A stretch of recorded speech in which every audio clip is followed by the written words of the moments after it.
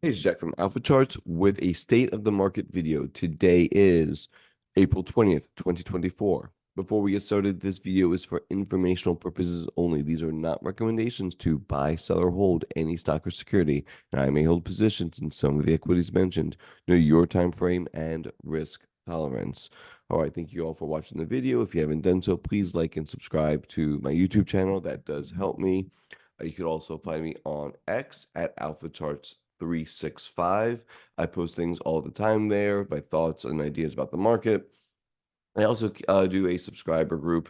I go very in depth into the market health, focus lists, market notes twice a week, midweek video, annotated charts off the focus list of where to buy, where I would buy, sell, or and targets for different ideas throughout the week. Tons of bonus content. You ask me questions anytime. Really, for $10 a month, it is a deal. Even if you just want somebody to bounce some ideas off of. Some people use it like that. Some people use it for idea generation. Some people help just with creating a process. Whatever your reason is, for $10 a month, you're not going to find a better deal out there. So click on Alpha 365. Then go to my profile, click subscribe. Super easy to do, all through X. And again, it's only $10 a month. You ain't gonna find anything better than that. Let's get into these charts. All right, so it's been a pretty interesting week. Obviously the selling has been relentless, and we kind of alluded to that last week. If you go back and watch last week's video, we talked about that. That it was time to be defensive, and obviously it came through. So where are we now, right? That's really the bigger question. Like, okay, this happened in the past, we see that. We're kind of overdone, right? Nothing saying that we have to, you know, bounce here, but it is pretty far, gone on higher volume.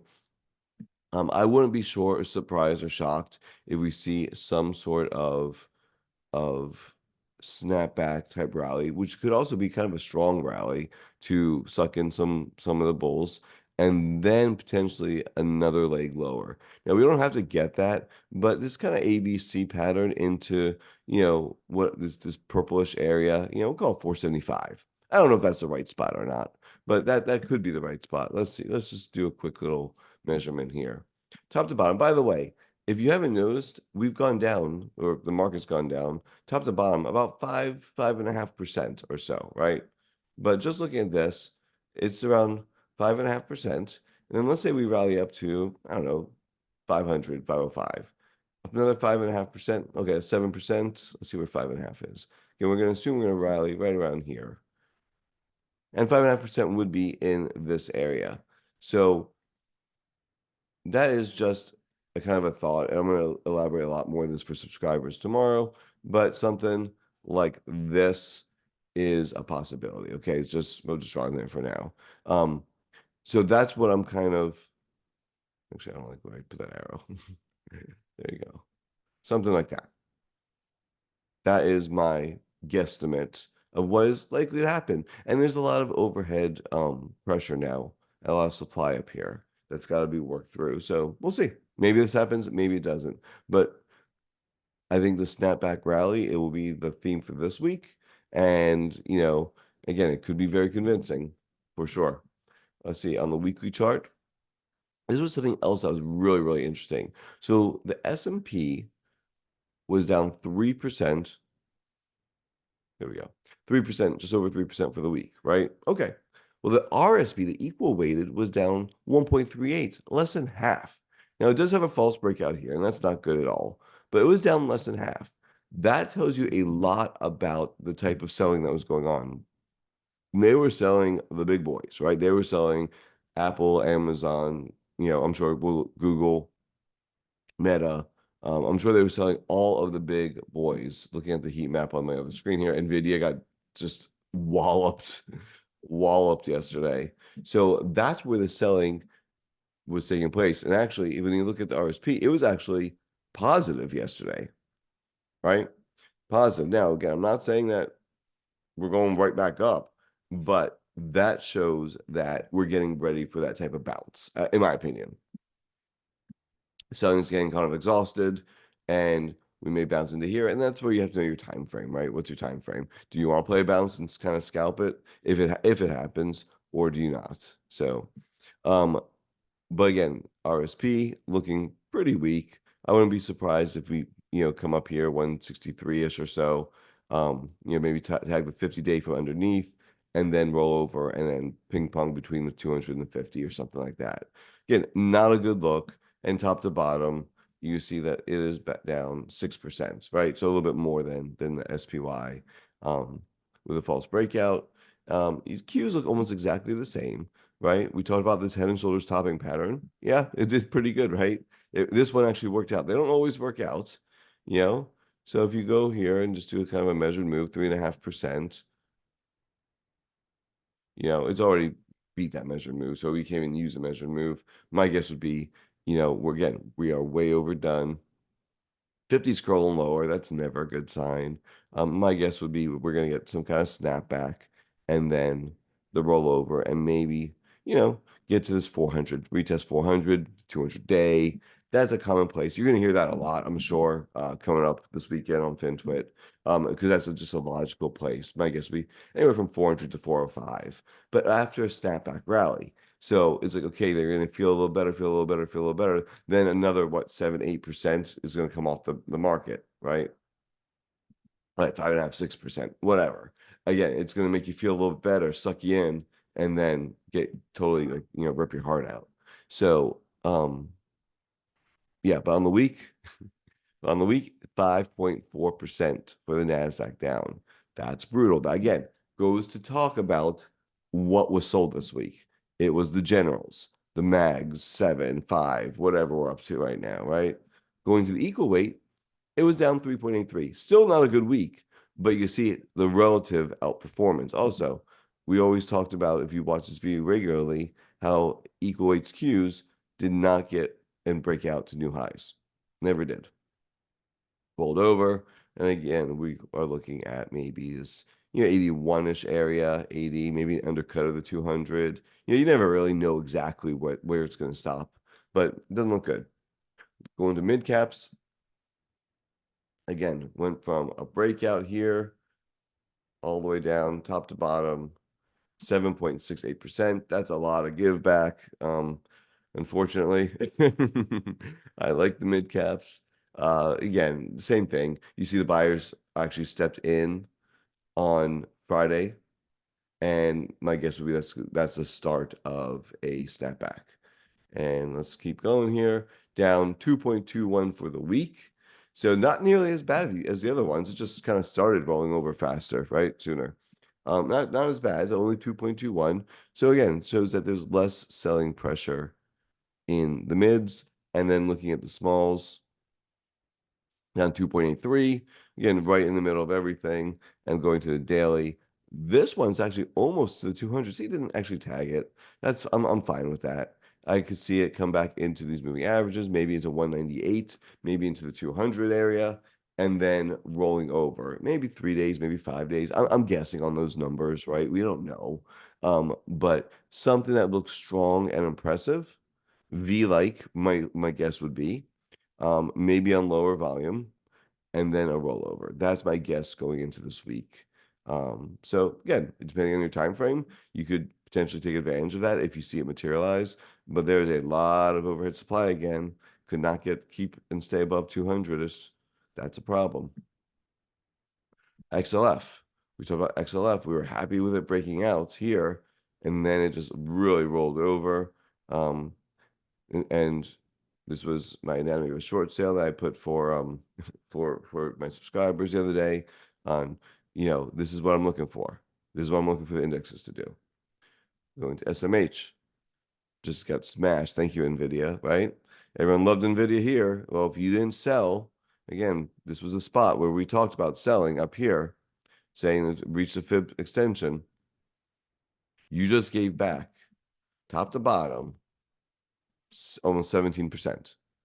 That is impressive give back, right? 17%. And it does not look like it's done yet. Again, maybe we get a snap back, bear flag, and roll over, and I think maybe 200 day, and maybe that's opportunity. Maybe that's opportunity, right? because Nvidia is the leader. Again, this is semiconductors, and maybe just semiconductors in general.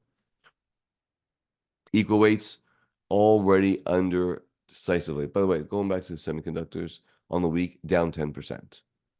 Like, that is massive. Equal weights down 8.71%. They sold all the semis. All the semis. Again, that was a trend line we put in there. Just totally got demolished. Now what are we looking at here? I mean, we got to start drawing stuff in here, right? All the way down here. That would be pretty massive. And again, just create this. Yeah, that'd be pretty massive. I'm not saying it's going to get there, but that's a possibility. What else we have here? Let's look at transports. Again, we talked about it not being able to break out weeks ago as being a problem. And then we talked about this area saying, okay, now we're just kind of in a range. Let's see what happens here. And then a break of that range is where we really saw that waterfall start. Transports down 2.5%. Equal weights down 2.5%. Again, I'm not even going to daily here. You can see the trend line that we had drawn in on the weekly and the daily. That has been pretty important and remains to be important. I don't always love diagonal trend lines. This one is working out pretty good. Housing was down 4.61%. I mean, this was a darling and has done very, very well. And top to bottom, it's down over 12%. What's that telling you about housing in general? Next 6 to 8 months, 9 months. This is actually giving you a lot of information right here, especially about the economy, in my opinion. And then we have equal weights. Again, we're not, I'm sorry, home builders, not equal weights, home builders. That may be equal weighted. I'm not even sure. Down 11, 12%. Let's see, DV makes that easy to find out. Not quite equal weighted, but it's got a lot of, but it's got some, it's not heavily weighted, let's put it that way. Not like, that's XHB, and you see ITB is, mostly equal weighted. I mean, not exactly equal. No, not equal weighted at all. This one is, I wish this would do that. Anyway, I'm not going to futz around with this. I saw DH was 14%, Lennar is 12%, so not equal weighted at all. All right, so let us keep moving. All right, so in the end, again, a little quick recap here. Indexes are broken. Economy looks like it's breaking. Nothing goes straight down. I think a snapback is likely. Let's look at the internals and see what happens. But I think we're in phase one or stage one of this decline. VIX got up to 18.7. I'd like to see it go higher. I mean, I think it goes lower before it goes higher. But I think it doesn't, it may not get back into this range area down here below my 16.5 line. Arbitrary line, it's what I put in. But I think it's going to be going higher, not lower. As of right now, what do we see on the chart though? We see a pretty good spike from top to bottom from a 12 handle, 13 handle to, 19 handle. That's a pretty good move, 50% move. Credit spreads. Credit spreads are the saving grace, right? They're not blown out, which makes me think that this is a regular, going to be, I think, ABC correction. I'm even gonna say it, garden style, right? Gosh, I hate that word. Garden style. I think this will be a normal corrective action within context of a bull market. That's my position. Doesn't mean that you're not going to lose money if you try to keep buying while it's going down, but that's what I think right there. What else we're gonna get to here too? Percent of stocks above the 50-day. Again, you saw yesterday how this rebounded some, right? Even though we got massive haircuts in the indexes, in the cap weight indexes. I can see this kind of improving a little bit more and then coming down into maybe the teens or the single digits, right? That would be a good spot for capitulation, right? Put call ratio. We did get a pretty good spike here, right? And then, even though we had one more day of pretty nastiness, maybe it was 2 days, I could see this, people kind of normalize, but this was a capitulatory for the first leg. I think that's a capitulatory move. That kind of makes me, again, feel like the snapback rally is right here for us to take, right? What else do we have? Let's go to DXY. This is the dollar. Again, we've been talking about the dollar for a long time. I think it's going to get to 107. Has this kind of flaggy look to it, right? This is what it looks like. And I think that we have another move to this 107-ish area. I think it's got to stop here, though, right? If it keeps going, I think there's bigger trouble in the markets. And the 10-year yield, again, has a flag look to it. I think we're getting up to 5% again. Again, if it goes higher than 5%, I think we're in bigger trouble, right? That the market's in a different stage. So, let's go ahead and recap this because I think we're at a good spot there. Everything that it shows me right now, from what I'm seeing, is that we're in corrective action. It's what we've talked about. It's what me and my subscribers have talked about. I shared with you last week. Me and subscribers started selling on this day. Actually, this was our take notice day. We started getting more defensive here, right? And so most of us are, luckily, knock on wood, are in cash or short the market, or we're short the market and sold. Which is what I did. I don't have any positions on right now. I'm cash. I sold, I think yesterday was I sold my last short. Um, anyway, the point is we could expect maybe like an ABC into here, maybe into 478-ish or so. It doesn't look like it's going to be more than that. We don't know though. We don't know anything. If the dollar decides to just blow out, if 10-year gets above 5 and goes to 5.5 or 6, right? That could be a total disaster. And that's going to help be some of our guideposts along the way. Again, we don't know. So if you're short, be careful this week. You may get that. The shorts may get totally burned this week. Everyone that got short end of last week. We'll find out. But that's what my guess would be is going to happen. And then if you're looking too short, this may give us opportunity this week to get short, depending on what this looks like. All right. That's what I got. Be careful out there.